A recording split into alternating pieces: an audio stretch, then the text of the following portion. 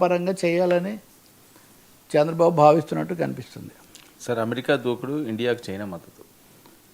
America కోణంలో మనం చూస్తున్నాం కదా, ఈ వీసాలకు సంబంధించి చాలా కట్టుదిట్టం చేయడము, ఐటీ మీద భారం చాలా పెంచటము, అంతేకాకుండా నిన్ననే వాళ్ళకి సంబంధించిన ఆయన అధికారి నౌరోవ్ అని ఆయన మాట్లాడుతూ అసలు బ్రిక్స్ దేశాలు అమెరికాతో వ్యాపారం చేయకపోతే బతకలేవు, అసలు బ్రిక్స్ అంటే మనం కూడా దాంట్లో ఉంటాం కదా, చాలా దూకుడుగాను చాలా దుందుడుగా మాట్లాడుతున్నారు. ఇండియా ఏదో చాలా తప్పు చేసిందని మొన్న మోదీ ఆయన చెప్పిన దానికి ఈయన కూడా ప్రేమ సందేశం ఇవ్వటం ఇది జరిగింది అన్నప్పటికీ కూడా ఆ తర్వాత పూర్తిగా మారింది.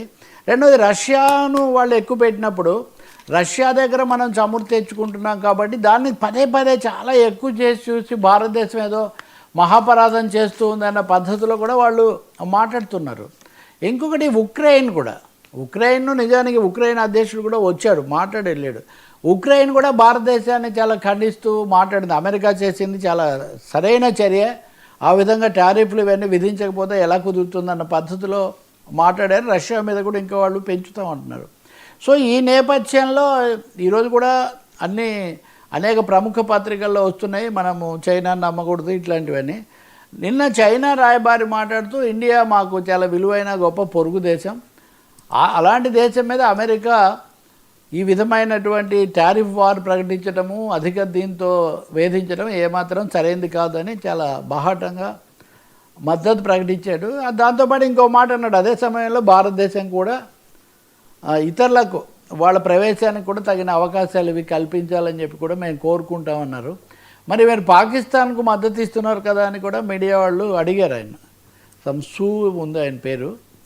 ఆయన అడిగితే ఆయన ఒక మాట చెప్పాడు, భారత చైనా సంబంధాలు చాలా బలమైనవి, థర్డ్ కంట్రీని బట్టి వీటిని నిర్ణయించలేము.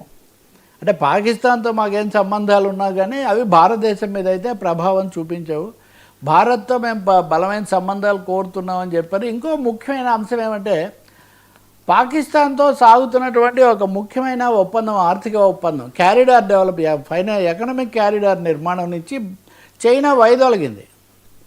ఇది పాకిస్తాన్తో చేసుకున్న క్యారిడార్ ఒప్పందం నుంచి చైనా వైదొలగి బయటికి రావటం అనేది తప్పకుండా భారతదేశంలో ఉన్న దౌత్య వర్గాలు ఇవి సంతోషిస్తున్నాయి. అంటే చైనా కూడా చైనా ఆయుధాల సరఫరా వీళ్ళలాగా చేయదు, అమెరికాలాగా, కానీ ఈ ఆర్థిక విషయాల్లో మద్దతు కూడా కొంచెం తగ్గించినట్టే. దీన్ని బట్టి ఇది మనకు మంచి పరిణామం అని చెప్పి వీళ్ళు భావిస్తున్నారు. ఇంకో చివరి విషయం ఏమంటే, మన శాంతి దూత ఉన్నాడు కదా, ఎవరు, డొనాల్డ్ ట్రంప్. శాంతి దూత ఒక ఆయన సరే, డొనాల్డ్ ట్రంప్ ఉక్రెయిన్ మీద ఇంత చూపించడానికి కారణము అమెరికా ఆయుధ ఎగుమతులు అన్నీ ఇప్పుడు ఉక్రెయిన్కే జరిగాయి.